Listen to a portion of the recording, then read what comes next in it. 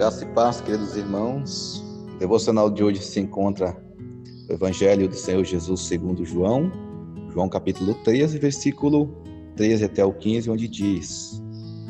Vocês me chamam de mestre e de Senhor, e fazem bem, porque eu o sou. Ora, sendo eu Senhor e mestre, lavei os pés de vocês. Também vocês devem lavar os pés uns dos outros, porque eu lhe dei exemplo para que, como eu fiz, vocês façam também. Amém? Queridos irmãos, o lava-pés, na verdade a Santa Ceia, onde contém o lava-pés, é uma ordem, é uma ordenança instituída por Deus para toda igreja, para todo crente, para que no âmbito desse ritual,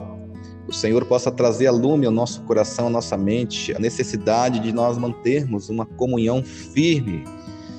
e eficaz para com Deus e sucessivamente também ao nosso próximo, porque eu creio que quem tem uma boa relação com Deus e comunhão também tem com o seu semelhante de amor. E hoje o texto está falando aqui sobre o lava-pés, que acontece também no rito da Santa Ceia, na ordem da Santa Ceia, na ordenança da ceia. E onde Jesus, então, ele se levanta da ceia, tira a vestimenta de cima, pega uma toalha, se cinge com ela, coloca água na bacia e começa a lavar os pés dos seus discípulos. Eles não compreenderam na hora, então Jesus traz uma grande lição para os seus discípulos através desse rito, através dessa prática, e eu tenho certeza que fala muito ao nosso coração hoje, neste momento que estamos ouvindo essa palavra. Ele é um ritual também de purificação,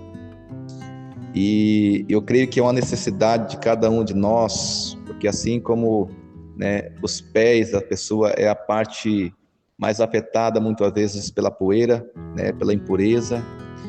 eu creio que todos aqueles que trilham o caminho da salvação,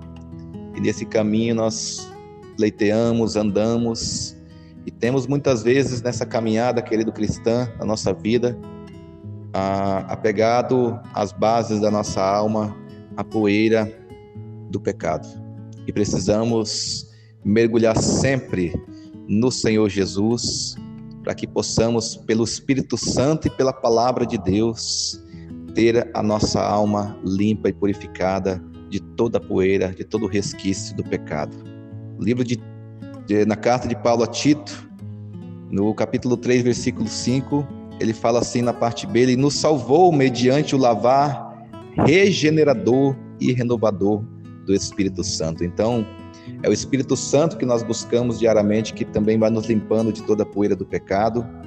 E em 1 João, capítulo 1, versículo 7, a Bíblia fala que se nós mantemos comunhão com Ele, andamos com Ele, estamos na luz, como Ele está na luz, na verdade, é assim que diz o texto, nós mantemos comunhão uns com os outros, e o sangue de Jesus, seu Filho, nos purifica de todo o pecado. Ou seja, eu ando com Deus na luz como Ele está na luz, como seu Filho está na luz, e então eu tenho que manter comunhão com os outros, e o sangue de Jesus, seu Filho, nos purifica de todo o pecado. Lava-pés é tempo de purificação,